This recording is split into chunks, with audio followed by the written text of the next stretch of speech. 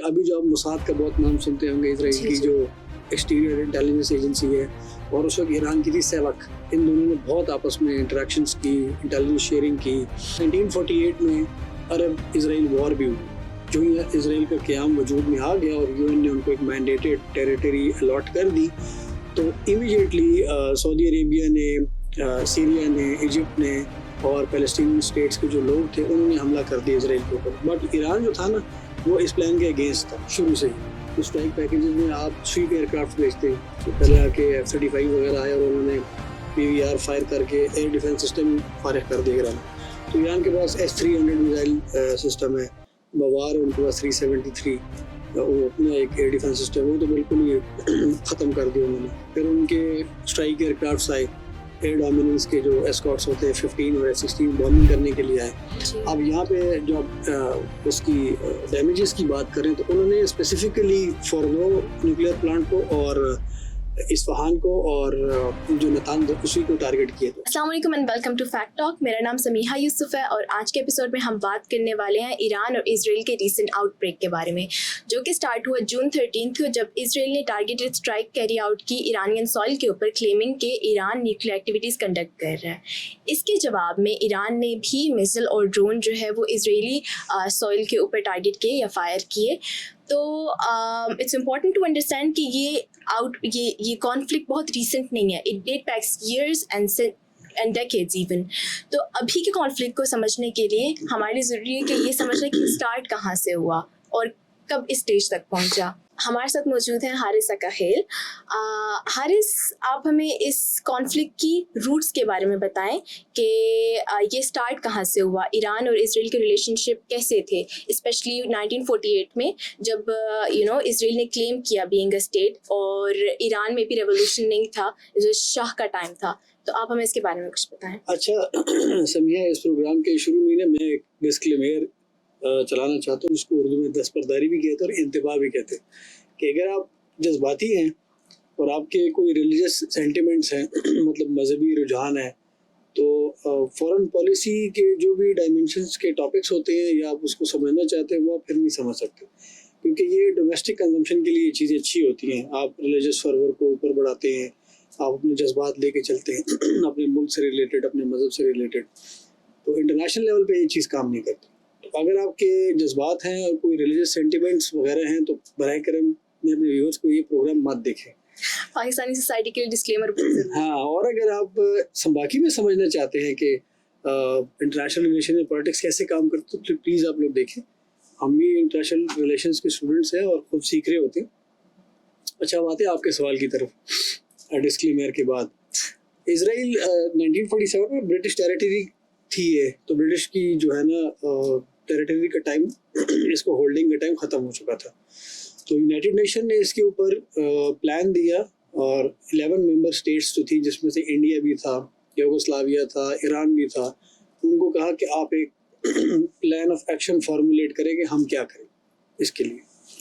तो ईरान 11 मुल्कों में था जिसने इसके प्लान के ऊपर 1947 में काम किया और फिर उन्होंने प्लान प्रेजेंट किया। ईरान, इंडिया और यूगोस्लाविया, इन 11 में से 3 ये जो मुल्क थे, ये इस व्यू पॉइंट के साथ थे कि एक इसको बिल्कुल ही अलग इजराइल स्टेट ना डिक्लेयर किया जाए और पैलेस्टीनियंस को अलग ना किया जाए, इसको कैंटन्स में डिवाइड कर दिया जाए। अब पॉलिटिकल साइंस के स्टूडेंट समझ गए होंगे मैं क्या कहना चाह रहा हूँ। कैंटन्स वो होते हैं कि आपके डिवीजन, जैसे स्विट्जरलैंड है आजकल, इट हैज़ 26 कैंटन्स। कैंटन्स ये होते हैं कि आपकी एडमिनिस्ट्रेटिवली आप चीज़ों को डिवाइड कर देते हैं, एक अम्ब्रेला के नीचे तो होते हैं, बट उनका अपना कॉन्स्टिट्यूशन, अपना लेजिस्लेचर, अपना होता है, लेकिन फॉरेन पॉलिसी और डिफेंस से रिलेटेड चीज़ें जो होती है वो सेंटर से लेते हैं। तो उन्होंने ये प्लान दिया था, बट यूएन ने ये प्लान माना नहीं।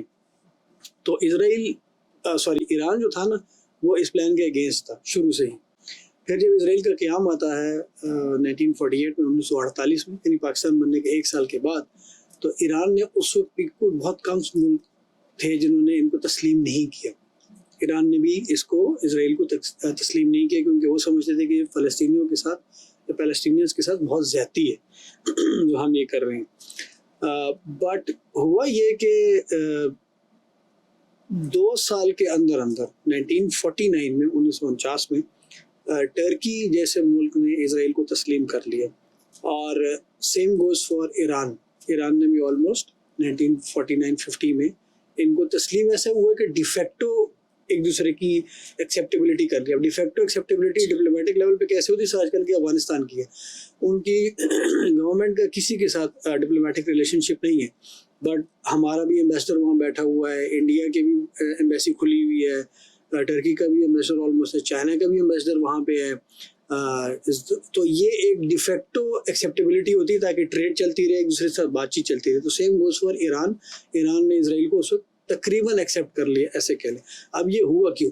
ये इस वजह से हुआ कि उस वक्त डेविड बेन गुरियन जो कि प्राइम मिनिस्टर थे इसराइल के, first prime minister and very long serving also, उनकी एक पॉलिसी उन्होंने डिराइव की at the start of Israel का जब क़याम वजूद में आ गया। तो उन्होंने एक पॉलिसी डिवाइस की कि मुझे पेरिफेरी पे जो अरब कंट्रीज है ना, इनके साथ ताल्लुकात ठीक करने चाहिए। अब पैन अरबिज्म बहुत ज़्यादा है, मतलब लेबनान मेरे खिलाफ है, इसराइल के खिलाफ है, सीरिया मेरे खिलाफ है, जॉर्डन मेरे खिलाफ है, इजिप्ट मेरे खिलाफ है, सऊदी अरेबिया मेरे खिलाफ है। तो ये पैन अरब कंट्रीज हैं, इनके अंदर वो अरब का गुरूर बहुत ज़्यादा है कि हम इसको नहीं मानते।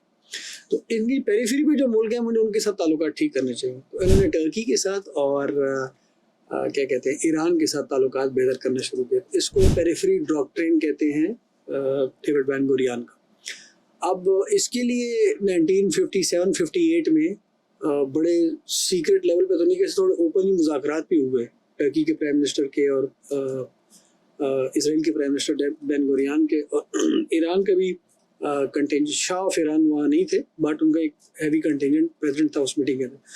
तो उन्होंने एक नेक्सस बनाया और उसको वो ट्राइडेंट कहते थे। उसके थ्रू हम स्पेसिफिक रहते हैं ईरान और इसराइल के ऊपर ही, तो उसके थ्रू इन्होंने बहुत आपस में इंटरेक्शन की है। ख़ास तौर पे अभी जो आप मोसाद का बहुत नाम सुनते होंगे, इसराइल की जो एक्सटीरियर इंटेलिजेंस एजेंसी है, और उस वक्त ईरान की थी सेवक। इन दोनों ने बहुत आपस में इंटरेक्शंस की, इंटेलिजेंस शेयरिंग की। उसके साथ साथ 1948 में अरब इसराइल वॉर भी हुई। जो ही इसराइल का क़याम वजूद में आ गया और यूएन ने उनको एक मैंडेटेड टेरिटरी अलॉट कर दी, तो इमीडिएटली सऊदी अरेबिया ने, सीरिया ने, इजिप्ट ने और पैलेस्टीनियन स्टेट्स के जो लोग थे, उन्होंने हमला कर दिया इसराइल के ऊपर। बट उनको बुरी तरीके से शिकस्त हुई, और यूएन ने मैंडेटेड एरिया उनको दिया हुआ था ना, वो उससे भी आगे चले गए। उन्होंने और एरिया अपने कब्जे में कर लिया वेस्ट बैंक पे कि जी ये भी हमारा है। तो ईरान का शुरू से ही ताल्लुक 1948 से लेके टिल 1979 बड़ा ठीक रहा। अच्छा, यहाँ पे 2-3 कैरेक्टर्स बीच में आते हैं। प्राइम मिनिस्टर मोसादे, मोहम्मद मोसादे जो थे, मोसादे वो 1951 के इलेक्शन जीते, और शाह ईरान जो थे मोहम्मद रज़ा पहलवी, उन्होंने उनको गवर्नमेंट दे दी। अच्छा, ईरान में ऐसे सिस्टम है कि शाह के पास सारी पावर्स होती है और प्राइम मिनिस्टर और पार्लियामेंट थोड़ी सी पावर रखती है, बट इतनी नहीं रखती। सेम गोज फॉर अभी जहाँ पे ईरान के क्लर्जी है, यानी मुल्लाज ऊपर बैठे हुए आयतुल्लाज, और नीचे ईरान की पार्लियामेंट भी है, प्राइम मिनिस्टर भी है, बट वो इतना इन्फ्लुएंस और फोकस नहीं रखती जितना ये लोग रखते हैं। तो जब प्राइम मिनिस्टर मोहम्मद मोसादे की हुकूमत आई, तो वो नेशनलाइजेशन के प्रोसेस के ऊपर चले गए। उन्होंने ऑयल फील्ड्स को नेशनलाइज करना शुरू कर दिया। वो पिच हो गए शाह के अगेंस्ट। तो उस वक्त सिर्फ इसराइल का और ईरान का जो ताल्लुक है ना, वो थोड़ा ख़राब होना शुरू हो गया, क्योंकि वो भी पैलेस्टीनियन के कॉज के ऊपर और इसराइल की एक्सपेंशन के ऊपर बड़े खिलाफ थे, प्राइम मिनिस्टर मोसादे।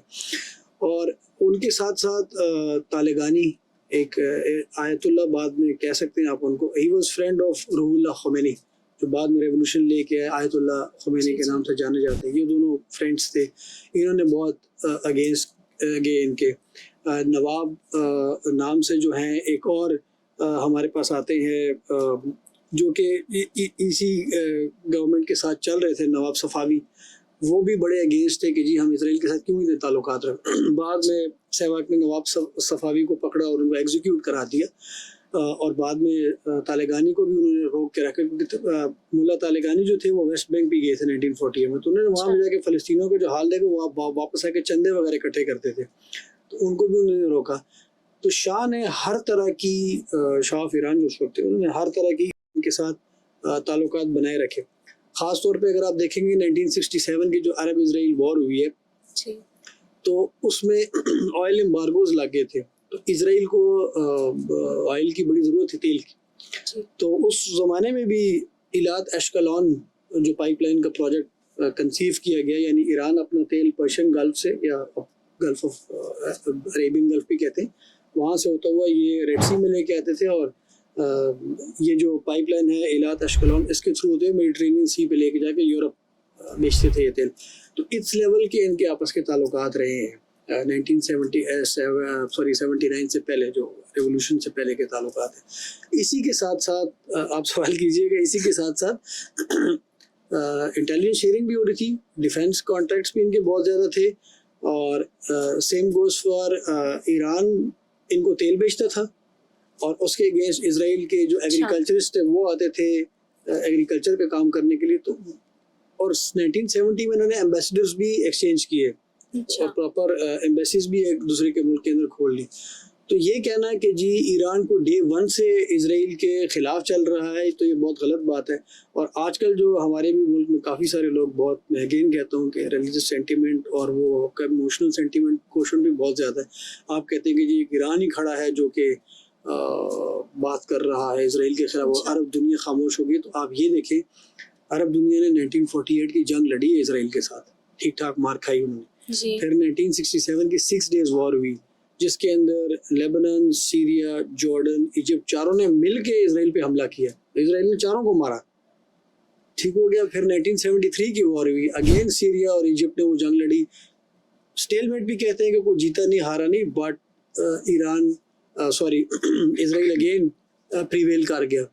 तो ये कहना है कि सिर्फ ईरान ही लड़ रहा है पैलेस्टीनियन कॉज की वजह से या उस कॉज की वजह से, ऐसा नहीं है। ये अरब वर्ल्ड, मैंने भी आपको बताया 3 मेजर जंग लड़ चुका है इसराइल के साथ। तो फिर उनको समझ आ गई कि ये अब जंग से हम इनके साथ नहीं जी सकते। तो वो जो पेरिफेरल डॉक्ट्रिन मैं आपको बता रहा था ना, कि इसराइल ने पेरिफेरल के ऊपर टर्की के साथ और ईरान के साथ ताल्लुकात बनाए ताकि पैन अरबिज्म से हट जाए। तो 1980s के बाद ये रिवर्स हो गया। 1980s के बाद अरब कंट्रीज़ के सऊदी अरेबिया हो गया, सेम गोस फॉर सीरिया का, ये लेबनान, जॉर्डन, इजिप्ट, इन लोगों के समहाउ दीगर ताल्लुकात ठीक होने शुरू हो गए, और ईरान 79 के बाद किसी को और ड्रिफ्ट की तरफ चला गया। अच्छा हारिस, ये बहुत इंटरेस्टिंग आपने पर्सपेक्टिव दिया। जैसे कि आपने कहा 1980s के बाद ये रिवर्स हो जाता है, अरब कंट्रीज़ के ज़्यादा अच्छे रिलेशंस हो जाते हैं। तो आप हमें ये बताएं कि रिवोल्यूशन का इम्पैक्ट ईरान और इसराइल के रिलेशन पर कैसे आया? अच्छा, जब ये रेवोल्यूशन, जिस तरह मैंने आपको बताया ना कि ये 3 कैरेक्टर्स थे जो कि रूहुल्लाह ख़ुमैनी हो गए, जो बाद में आयतुल्लाह ख़ुमैनी रहे, वो एग्ज़ाइल में थे फ्रांस में, वो वहाँ से रेवोल्यूशन को लीड कर रहे थे। तालिगानी साहब जो थे, आयतुल्लाह तालिगानी साहब, वो ईरान के अंदर ही थे। तो ये अगेंस्ट ही रहे हैं इस चीज़ के। आप ऐसा समझ ले, मुल्ला जो था वो अगेंस्ट था, और शाह एक सेकुलर स्टेट का कॉन्सेप्ट लेके चल रहा था। और फिर मैंने आपको बताया कि पैन अरबिज्म को ख़त्म करने के लिए इसराइल ने उनके साथ ताल्लुकात ठीक किए, बट बाद में जब जो ये रेवोल्यूशन आती है, एक ब्लडलेस कू होता है, शाह एग्जाइल में चला जाता है, शाह ऑफ ईरान अपनी औलाद के साथ, और आयतुल्लाह ख़ुमैनी आके पावर को होल्ड करते हैं और अपनी एक क्लर्गी बनाते हैं, अपनी एक थियोक्रेटिक गवर्नमेंट इंस्टॉल करते हैं। तो वो ताल्लुकात फिर उनके ख़राब हो गए। और आते साथ ही आयतुल्लाह ख़ुमैनी के बयानात उस वक्त के भी आप उठा के देख लें, तो वो कहते थे अमेरिका बड़ा शैतान है और इसराइल जो छोटा शैतान है। और अमेरिकन एम्बेसी के स्टाफ को जो हॉस्टेज बनाया गया 1979-80 तक, तकरीबन साल से ऊपर के अरसे में, उसमें भी बड़े हालात इनके ख़राब है। बट यहाँ पे ना एक ट्विस्ट है, जो ही ये लोग आते हैं ना पावर में, आयतुल्लाह ख़ुमैनी 1980 के ऊपर, तो साथ ही इराक है। अब इराक और ईरान की भी कोई ठीक ठाक आपस में नहीं लगती, तो इराक ने हमला कर दिया। उन्होंने कहा जी हमारे को टेरिटोरियल मसले, जिस तरह हमारा और इंडिया का टेरिटोरियल मसला कश्मीर, और अभी मैं रिसेंटली एक हो भी गई ठीक ठाक किस्म की जंग, तो इराक ने मौका अच्छा जान के उन्होंने हमला कर दिया ईरान के ऊपर। अच्छा, अब ईरान उस वक्त पूरी तरह सेंशंस में आ चुका था, अमेरिकन सेंशन थी, यूरोपियन सेंशंस थी, तो उनको कोई मिलिट्री हार्डवेयर कहीं से नहीं मिलना था। अब ट्विस्ट की जो मैं बात कर रहा हूँ यहाँ पे ये है कि उस ज़माने में 1980 से लेके 1988 तक ये 8 साल ये जंग रही है। ये वही टाइम है जब यहाँ पे सोवियत यूनियन ने अफगानिस्तान में हमला किया हुआ था और अफगान मुजाहिदीन यहाँ लड़ रहे थे। तो ईरान में भी एक बहुत बड़ी लड़ाई चल रही थी इराक और ईरान की। उसके अंदर क्या होता है कि ईरान को वेपन चाहिए होते, अगेन इसराइल आता है ईरान की मदद के लिए, और इसराइल की जो इंटेलिजेंस एजेंसी है मोसाद, उसने अपने पुराने कॉन्टैक्ट्स को जनरेट करती है ईरान के अंदर और ईरान को वेपन सप्लाई करना शुरू कर देती। अब ईरान के पास F4 फैंटम जहाज़ थे, उनके स्पेयर्स सारे इनको थ्रू आउट उस जंग मोसाद ने दुनिया से खरीद के ला के दिए हैं। सेम गोस फॉर इनके जो हैं टैंक, स्कॉर्पियन टैंक्स थे इनके पास, उनके अलॉन्ग विद दिस। और आपको मैं और मज़े की बात बताऊँ, उसी ज़माने में जब एक थियोक्रेटिक गवर्नमेंट थी आयतुल्लाह ख़ुमैनी की, जो बहुत गर्मा गर्म बयान देते रहते थे इजराइल के खिलाफ, इजराइल के टेक्निकल एक्सपर्ट्स और इजराइल के military experts on ground Iran की फ़ौज को असिस्ट कर रहे थे इराक के ख़िलाफ़। अब आप कहेंगे ये कैसे हो रहा था, ईरान में किसी को नहीं पता था। अच्छा, अब कोई कहेगा यार ये हारिस जो है ना अपने से बातें कर, तो CIA के लीक डॉक्यूमेंट्स हैं 25 साल बाद रिलीज़ होते हैं, तो मैं 40-50 साल पहले की बात करूँ, जाके पढ़ लें। इसी तरह से दुनिया जहान के लोगों ने किताब में लिस्ट देना शुरू करूँगा तो आप लिस्ट ख़त्म हो जाएगी, इतनी किताबें। ये तो एक ओपन सीक्रेट है। तो ये होता रहा, और ये almost two the tune of $3 billion का असला मोसाद ने पूरी दुनिया से इकट्ठा करके, और ये अमेरिका की नाक के नीचे हो रहा था। हाँ, प्रेसिडेंट कार्टर की हुकूमत थी, वो इसके खिलाफ थे, बट जो ही रोनाल्ड रेगन 1981 में रिपब्लिकन थे, उनकी गवर्नमेंट आई अमेरिका में, उन्होंने क्लीन चिट दे दी। बाद में ईरान कॉन्ट्रा स्कैंडल हुआ 1987 में, तो उसके बाद इन्होंने थोड़ा सा हाथ खींच लिया, बट तब तक वो जंग खत्म हो चुकी। तो एक स्टोरी में ये ट्विस्ट है। दूसरा ट्विस्ट मैं आपको बताता हूँ, आज ईरान के न्यूक्लियर रिएक्टर और उसकी वजह से उनके ऊपर हमला हो रहा है। It was the same Iran जो इराक का भी न्यूक्लियर रिएक्टर को पसंद नहीं करता था। तो इराक ने जब अपना न्यूक्लियर प्रोग्राम शुरू किया, ये इनको खटकता था डे वन से। तो 1980 में जब ये जंग शुरू हुई, तो विदिन 6 दिन के अंदर अंदर ईरान ने एक प्लान डिवाइस किया जिसको कहा था स्कॉर्च सोर्ड्स के नाम से। 2 F4 फैंटम जहाज गए और उस इराक का जो प्लांट था इराक का, जो बगदाद से साउथ में है, उसको बॉम्ब किए इन्होंने कि जी हम ये नहीं था। तो आप, मैं आपको कोई प्रीटेक्स आपने खुद सेट की है ये चीज़ का कि मैं आपका न्यूक्लियर प्रोग्राम नहीं मानता, मैं आप पे बमबारी करूँगा। और तीसरा ट्विस्ट स्टोरी का मैं आपको बताता हूँ। 1981 में ऑपरेशन ओपरा किया इसराइल ने। इसराइल के जहाज इसी तरह से आए through Jordanian and then Iraqi Saudi air space से लो फ्लाइंग करते F-16 आए और उन्होंने उस इराक के प्लांट को ज़बरदस्त तरीके से बमबारी की 1981 में लेट, मतलब ईरान के अटैक के ऑलमोस्ट 7-8 महीने बाद उन्होंने अटैक किया और उस प्लांट को तबाह तो नहीं कर सके, बट वो प्रोग्राम को 10-15 साल पीछे ले गए, इतना उसको हिट किया। जितनी इंटेलिजेंस शेयरिंग थी उस प्लांट की कि उसका कंक्रीट लेवल कितना है, वो ग्राउंड के नीचे कितना है, उस पर कौन से बॉम्ब गिराने हैं, कहाँ लोकेशन है एग्जैक्ट, वो ईरान ने ही इंटेलिजेंस शेयरिंग इसराइल के साथ की। ठीक हो गया। तो ये इस प्रोग्राम से ये मैं कहना चाह रहा हूँ, अभी तक का जो मेरा ये है कि ईरान के ताल्लुकात रेवोल्यूशन से पहले भी ठीक ठाक थे। रेवोल्यूशन के टाइम पे जब ईरान इराक जो लड़ाई चल रही थी तब भी बहुत ठीक थे, वेपन की सप्लाई हो रही थी थ्रू मोसाद और ईरान को प्रोग्राम खटकता था इराक का, वो नहीं मानते थे, उन तो बमबारी भी की। और जब इसराइल ने बमबारी की 1981 में ऑपरेशन ओपरा में, तो इंटेलिजेंस शेयरिंग भी उनके साथ की गई। अच्छा, तो अभी के बारे में अगर हम बात करें, जो बहुत रीसेंट कॉन्फ्लिक्ट हुआ है, तो डू यू सी कि ये ईरान और इसराइल के रिलेशनशिप में एक नया फेस है, कंसिडरिंग कि Israel time to time claim करता है कि ईरान की जो है वो न्यूक्लियर एक्टिविटीज़ हैं और उसने कई दफ़ा जो है वो टारगेटेड स्ट्राइक्स भी किए हैं ईरान की न्यूक्लियर फैसिलिटीज़ के ऊपर। तो डू यू थिंक कि ये एक नया फेस है उनके रिलेशनशिप में? अच्छा, अब ये देखिए ना, जब ये 80s का दौर ख़त्म हो गया ना, इराक ईरान की जंग ख़त्म होगी, तो फिर ईरान ना फिर एकदम से वापस चला गया इसराइल से। तो फिर इनके ताल्लुकात वाकई में बहुत ख़राब हो गए। 90s के बाद इनके ताल्लुकात बदतरीज नीचे ही जाते रहे। अच्छा, इन्होंने ये जो इनका न्यूक्लियर प्रोग्राम, थोड़ी सी बात कर लेते हैं, ये अमेरिका ने ही इनके साथ बना के दिया है 1950s में, और ये बाकायदा ऑपरेशन हुआ 1970s में जाके। तो आप जब एक न्यूक्लियर रिएक्टर लगाते हैं, तो अगर आप यूरेनियम को एनरिच कर रहे हैं 2, 3 या 5%, तो ये बहुत काफ़ी एक न्यूक्लियर रिएक्टर को रन करने के लिए। लेकिन अगर आप इससे ऊपर जा रहे हैं तो फिर ख़तरे की बात है। इंटरनेशनल एजेंसी जो है, एटॉमिक एनर्जी एजेंसी जो है, IAEA, उनकी 2000 में जब इंस्पेक्टर्स आए थे और उन्होंने विजिट किया था, तो उन्होंने पहली दफ़ा कहा था कि ईरान वेपन ग्रेड की तरफ जा रहा है और ये तकरीबन 30-40% ऊपर यूरेनियम को एनरिच कर रहे हैं। तो ये बहुत ख़तरनाक बात है इनके लिए। तो हमें क्या करना चाहिए कि इनको रोकना चाहिए। तो 2000 से लेके अब तक का जो ये फेज़ है ना, तो ईरान ऑन एंड ऑफ चलता रहा है। कि जी ये वेपन ग्रेड पे जा रहे हैं, ये नहीं जा रहे, ये यूरेनियम को इनरिच कर रहे हैं ताकि वेपन ग्रेड पे लेके जाएं, क्योंकि जब आप यूरेनियम को इनरिच करते हैं 90% तो तब आप वेपन ग्रेड पे चले जाते हैं।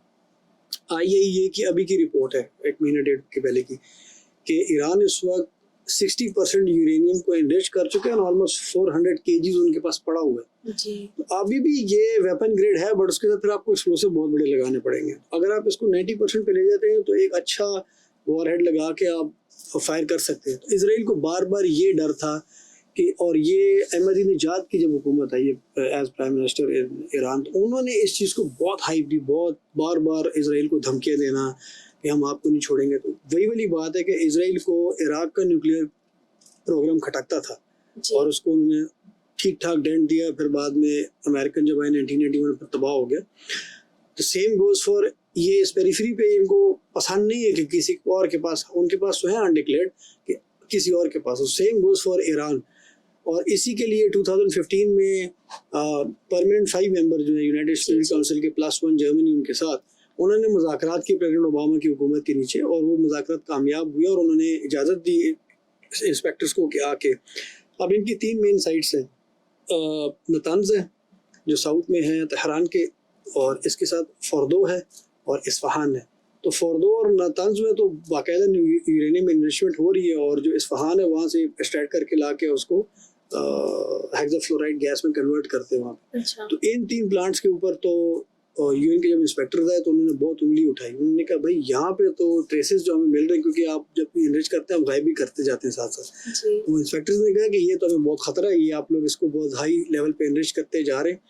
तो 2017-18 में जब 17 में प्रेसिडेंट ट्रंप की पहली हुकूमत आई, डोनाल्ड ट्रंप की, तो उन्होंने फिर ये मुज़ाकरात से पीछे हट, उन्होंने कहा नहीं भाई ये अब खतरनाक लेवल के ऊपर जा रहे हैं। हारिस, आपने खुद ही बता दिया कि इसराइल को और ईरान को एक दूसरे के न्यूक्लियर प्रोग्राम से हमेशा से मसला है, और ईरान के बारे में तो हमेशा से क्लेम करते हुए न्यूक्लियर एक्टिविटीज़ कैरी आउट कर रहा है। लेकिन अभी डोनाल्ड ट्रंप की स्टेटमेंट के मुताबिक ही एक डील रीच करने वाली है between Iran and Donald Trump, जिस पे अभी ईरान बैकआउट कर चुका है।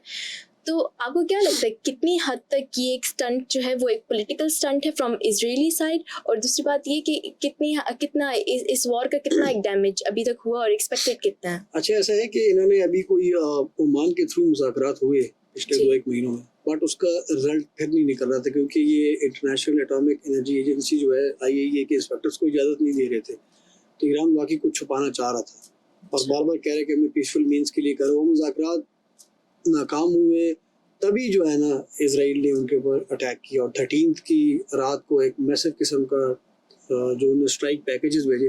तो स्ट्राइक पैकेजेस में आप स्वीप एयरक्राफ्ट भेजते हैं, तो पहले आके F-35 वगैरह आए और उन्होंने BVR फायर करके एयर डिफेंस सिस्टम फारिग कर दिया ईरान। तो ईरान के पास S-300 मिसाइल सिस्टम है, बवार है उनके पास 373, वो अपना एक एयर डिफेंस सिस्टम, वो तो बिल्कुल ही ख़त्म कर दिया उन्होंने। फिर उनके स्ट्राइक एयरक्राफ्ट आए, एयर डोमिनेंस के जो एस्कॉर्ट्स होते हैं F-15 और F-16 बॉम्बिंग करने के लिए आए। अब यहाँ पे जो उसकी डैमेजेस की बात करें तो उन्होंने स्पेसिफिकली फोर्दो न्यूक्लियर प्लांट को और इस्फहान को और जो नतांज उसी को टारगेट किया। तो अब IAEA की स्टेटमेंट देख लें, उन्होंने कहा जो सिर्फ टॉप फ्लोर है ना, सिर्फ उसको डेंट डाल चुका। उसका प्रॉब्लम क्या है इसराइल को फेस करना आ रहा है, वो ये आ रहा है कि इसराइल के पास जो बंकर बस्टर बॉम्ब्स है वो 2000 पाउंडर से ऊपर है ही नहीं उनके पास। मतलब अगर वो 2000 पाउंडर, मैं सिंपल टर्म्स में बताया था, आप 2000 पाउंडर बॉम्ब फायर करते हैं तो वो पेनिट्रेशन लेवल उसका 10 से 15 फुट ही है ज़मीन के अंदर, फिर वो अंदर जाके डिले फ्यूज के साथ फटता है। तो आप ऊपर वाला फ्लोर ही तबाह कर सकते हैं। अब वो क्यों अमेरिका को बार बार कह रहे हैं कि आप इस जंग में शामिल हो, क्योंकि अमेरिका के पास ये टेक्नोलॉजी है। They have a 30,000 pounder bunker buster bomb, जिसको मैसिव ऑर्डिनेंस एक्सप्लोसिव भी कहते हैं। वो 200 फुट नीचे जाके तो फटेगा, तो बिल्कुल ही न्यूक्लियर प्लांट को बिठा देगा। अब वो इसराइल को ये प्रॉब्लम आ रही है, और इसी वजह से वो बार बार एयर स्ट्राइक्स कर रहे हैं। तो पहली बात तो ये कि इसराइल जो ईरान की एयरफोर्स है वो तो मुकम्मल बैठ चुकी है। उनके पास 4th जनरेशन F-14 टॉमकैट से, ये सेम गोज फॉर MiG-29 से 3rd जनरेशन F-4 है, तो वो मुकाबला ही नहीं कर सकते हैं एक F-35 का या एयर सुपीरियरिटी एयरक्राफ्ट से, आपको F-15 वगैरह। तो वो तो पहली गो में ही सब कुछ ख़त्म हो गया है। उस वक्त उनकी एयरफोर्स तो मुकम्मल बैठ चुकी है, उनका एयर डिफेंस का निज़ाम मुकम्मल बैठ चुका है। फ्री राइड है इजराइल एयरफोर्स के लिए, और वो आते हैं थ्रू इराक ने भी एक किस्म का वो किया हुआ है, शिकायत की अमेरिका को भी और यूनाइटेड सिक्योरिटी काउंसिल को भी कि हमारी एयर स्पेस यूज़ हो रही है। अच्छा। तो ये एक वर्बली टाइप की वो है। और मैं अगेन कहता हूँ, आज लोग कह रहे हैं कि जी अरब वर्ल्ड क्यों नहीं ईरान की मदद कर रही, तो ये वही टाइम है जब 1948 की अरब इसराइल की जंग हो रही थी, 67 की हो रही, 73, तो ईरान भी खामोश बैठा हुआ था, उन्होंने कोई मदद नहीं की थी। तो आज जब इनके ऊपर आई तो अरब वर्ल्ड भी खामोश बैठा हुआ, वो भी बस मजम्मत कर रहे हैं, वो कुछ नहीं कर रहे। तो अब ये है कि अमेरिका ने अपने एयरक्राफ्ट कैरियर लेके आए हुए हैं अरेबियन गल्फ में, USS कार्ल विल्सन उधर खड़ा है, वो इसराइल की मुकम्मल मदद कर रहा है। फिर अपना एक डिस्ट्रॉयर लेके आए हैं मेडिटेरेनियन सी में, वो बिल्कुल इसराइल के पीछे खड़ा है, और वो जितने इनके रात को मिसाइल फायर करते हैं ना ईरानी, वो उनको इंटरसेप्ट करके तबाह कर रहे हैं। फिर वो डिगो गार्सिया में, फॉरेन एरोनॉटिकल में, साउथ ऑफ कराची हमारे एक डिगो से छोटा सा जजीरा है, ब्रिटिश आइलैंड से, बड़ा अमेरिका यूज़ करते, मैसिव अमाउंट ऑफ फोर्स वहाँ उनकी बैठी हुई अमेरिकन से। B-2 स्टेल्थ बॉम्बर्स होते हैं, तकरीबन $2 बिलियन का एक जहाज़ है, अमेरिका 6 जहाज़ लेके आके उधर खड़ा किया हुआ। तो उसने ऑलरेडी ईरान पे अच्छा खासा एक मिलिट्री पोस्चर रखा हुआ है कि अगर आप अभी भी आपके पास टाइम है, डोनाल्ड ट्रम्प उस दिन भी कहेगा अभी आपके पास टाइम है, टॉक्स के लिए आ जाए। तो यहाँ से अगर आप ये देखें, ईरान इसराइल तो चाह रहा है कि नंबर 1 ये न्यूक्लियर प्लांट्स को हम अच्छा खासा डेंड दें और इनको कम से कम 10-15 साल इस प्रोग्राम को पीछे ले जाएं, ताकि जब ये, क्योंकि अभी जितने में 3 न्यूक्लियर प्लांट्स का बता दिया है, तो वो उनके बिजली उनकी बंद होगी, उनके बैकअप्स भी ख़त्म होंगे। तो जब आपकी बिजली बंद हो जाती है सप्लाई और आपके बैकअप्स ख़त्म हो जाते हैं, तो आपका सेंट्रीफ्यूज प्लांट जो होता है ना, वो ओवर हीट कर जाता है, और उधर से अब रेडिएशन भी थोड़ी थोड़ी शुरू हो गई। इसीलिए IAEA ने जो अभी यूएन सिक्योरिटी काउंसिल को बोला है कि आप हमें इजाज़त दें कि हम जाके इसको कंट्रोल करें, इस चीज़ को। दूसरा, वो रिजीम चेंज की कोशिश कर रहे हैं। मोहम्मद रज़ा शाह पहलवी का जो बेटा है रज़ा पहलवी, वो भी लास्ट 2023 में इसराइल भी गया था। तो he may be the alternative, there is another alternative Mujahideen Khalq, but I don't believe कि उनका इतना होल्ड होगा। बट ईरान में अब उन्होंने भी कहा है, प्रेसिडेंट प्राइम मिनिस्टर नेतन्याहू ने, कि जी ईरान के लोग खड़े हों और इस रजीम को चेंज करें। तो यहाँ से अभी थोड़ा सा टाइम लगेगा, हमें पता लगेगा कि आगे क्या होता है। बट इस वक्त ईरान काफ़ी स्ट्रेस में, काफ़ी उनको डेंट पड़ चुके हैं, उनके 5-6 मिलिट्री जर्नलिस्ट शहीद हो चुके हैं, उनके साइंटिस्ट 7-8 शहीद हो चुके हैं, और ये सूरत हाल है। अब यहाँ से तो इसराइल रुकने नहीं लगा, ना ही अमेरिका उनको रोक रहा है, बल्कि उल्टा उनकी मदद ही कर रहा है। तो अब देखते हैं कि क्या होता है, बट स्टिल तो अभी यही नज़र आ रहा है कि ये रुकेगा नहीं, इसी तरह डेंट डालते रहेंगे, प्रेशर डालते रहेंगे, और जब तक अब एक रिजीम चेंज की तरफ या थोड़ा सा टॉक्स की तरफ नहीं जाते। अच्छा हारिस, आपने बहुत अच्छी तरह से हमारे लिए अनपैक किया इस कॉन्फ्लिक्ट को। अभी मैं जानना चाहती हूँ कि पाकिस्तान इसमें जो है वो कहाँ स्टैंड करता है, पाकिस्तान ईरान की क्यों इतना सपोर्ट कर रहा है इस चीज़ में? अच्छा, आप ये देखें कि आपका बड़ा अच्छा सवाल है, क्योंकि अरब वर्ल्ड में, अरब वर्ल्ड एक नहीं कहेंगे मुस्लिम वर्ल्ड, पाकिस्तान ही एक बहुत ज़्यादा वोकल है इस चीज़ के ऊपर। और प्राइम मिनिस्टर जो हमारे हैं शहबाज शरीफ, उनकी स्टेटमेंट आप देख लें, इसहाक डार जो फॉरेन मिनिस्टर भी हैं, डिप्टी प्राइम, उनकी स्टेटमेंट देख लें, फॉरेन ऑफिस की स्टेटमेंट देख लें, यूनाइटेड नेशन सिक्योरिटी काउंसिल का जो इमरजेंसी मीट हुआ है वहाँ पे हमारे रिप्रेजेंटेटिव की आप स्टेटमेंट्स वगैरह देख लें। हम बहुत खुल के ईरान के साथ खड़े हैं इस वक्त इसराइल के अगेंस्ट, ये नंबर 1 हो गया।